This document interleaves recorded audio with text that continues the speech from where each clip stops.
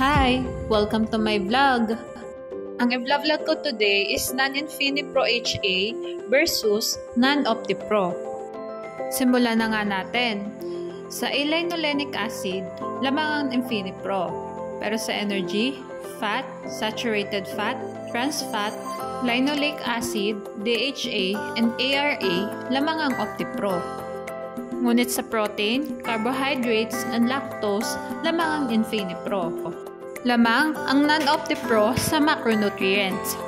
Mag-proceed naman tayo sa minerals. Sa sodium, chloride, magnesium, manganese, and selenium, lamang ang Infinipro. Samantalang lamang naman ang OptiPro sa potassium, calcium, and phosphorus. Sa iron, lamang ang Infinipro.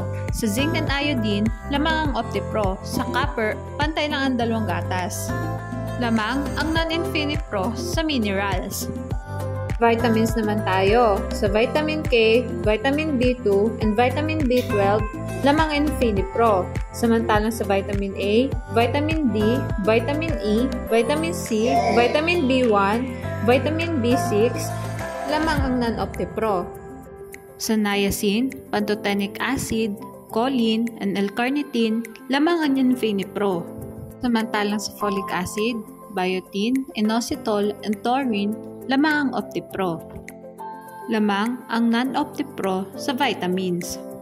Bale, ang summary ng review natin ngayon ay sa macronutrients and sa vitamins, lamang ang Non-OptiPro, while sa minerals, lamang naman ang Non-Infinipro. Ngunit ang Non-Infinipro ay hypoallergenic and hydrolyzed na ang whey na pwedeng mag-cause ng skin rashes and allergies kay baby. Lagi natin tatandaan, pumili ng gatas na hiyang sa bata.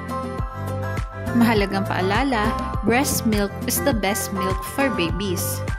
Thanks for watching. Please like and subscribe for more videos.